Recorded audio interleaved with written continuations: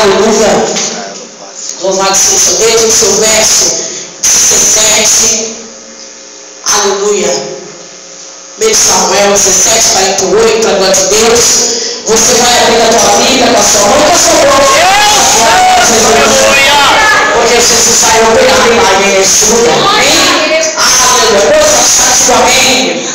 Você que não achou que a misericórdia. Então, acho que o Senhor e a misericórdia. Eu vou estar entrando a tomar um centro em nome de Jesus. E diz assim a Bíblia: e sucedeu que, levando-se os filisteus e indo encontrar-se com Davi, apressou-se Davi e correu ao combate a encontrar-se com os filisteus. E Davi meteu a mão ao forte e tomou Davi uma pedra e com a funda lhe atirou e lhe feriu o filisteu na testa, e a pedra lhe se gravou na testa e caiu sobre o rosto em terra. Você pode colocar a sua Bíblia no banco. Aleluia, louvado seja o nome de Jesus.